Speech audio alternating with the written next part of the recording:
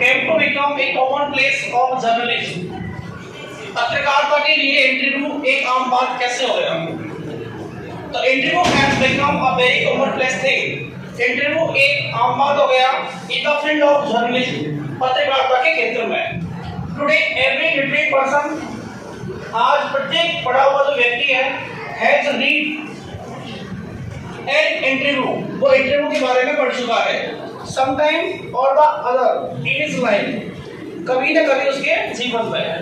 From another point of view, अगर इसके दूसरे दृष्टिकोण की बात की जाए तो सेवरल थाउजेंड सेलिब्रिटीज, कई हजारों जो प्रसिद्ध व्यक्ति हैं, has been interviewed over the year.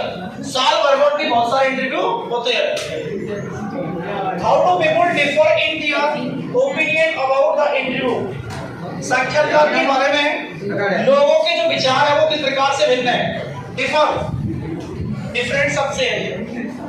For some people, कुछ लोगों के लिए the interview is and its highest form, यदि इसके उच्चतम रूप की बात की जाए तो कुछ लोगों के लिए a source of truth, यह सत्य का स्रोत है.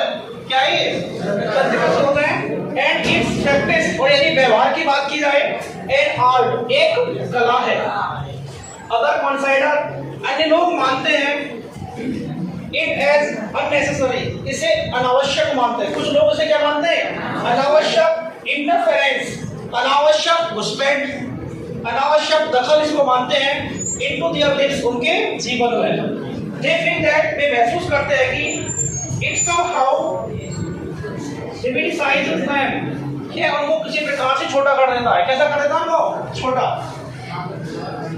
Recount how some of the celebrities despise the interview. बताइए किस प्रकार से कुछ प्रसिद्ध व्यक्ति इंटरव्यू की निंदा कैसे करते हैं. तो V S Naipaul feels that, V S Naipaul इस बात को महसूस करते हैं कि some people are bounded by interview, कि कुछ लोग इंटरव्यू के दौरान उनको चोट पहुंचाई जाती है and or lost a part of themselves, और वे उनके जीवन का एक हिस्सा खो देते हैं.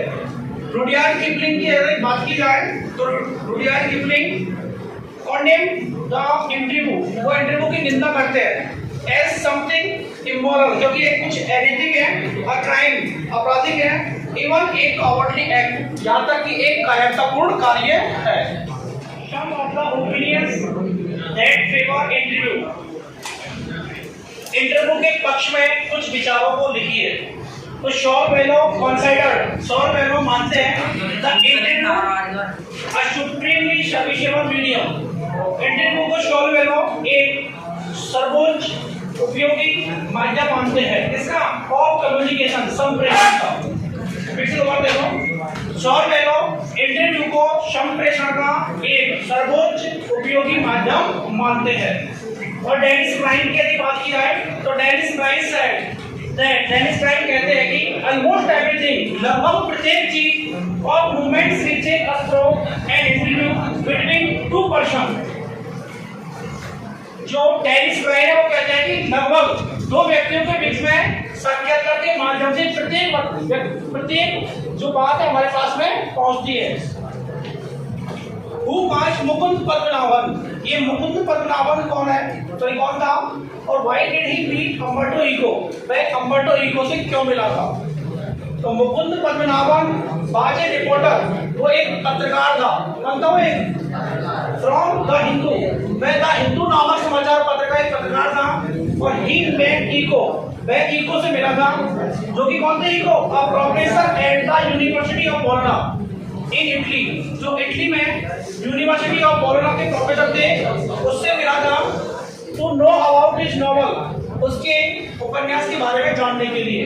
कौन सा उपन्यास था? The name of the rose. मैं उससे उसके उपन्यास the name of the rose के बारे में जानने के लिए मिला. How has Eco come to be known more as the novelist then academician. तो अकेडमिशियन इज द शास्त्री, और नॉवेलिस्ट भी होता है उपन्यासकार. ईगो एक शास्त्री की अपेक्षा उपन्यासकार के बारे में, उपन्यासकार के रूप में ज्यादा जाने जाते हैं. कैसे? तो Eco has written only 5 novels. Eco ने केवल 5 नॉवल या उपन्यास लिखे against some 40 scholarly works of non fiction. गैर कथात्मक जो उसकी विद्वतापूर्ण 40 जो उसने रचनाएं की थी उनके मुकाबले उसने केवल 5 ही उपन्यास लिखे थे। यट फिर भी ही इज नॉन, वह जाने जाते हैं मोर एज ए नॉवेलिस्ट, किसके रूप में, एक उपन्यासकार के रूप में, देन एन अकेडमिशियन, एक शास्त्रज्ञ की अपेक्षा। Eco has an answer, Eco के पास इसका एक जवाब भी है।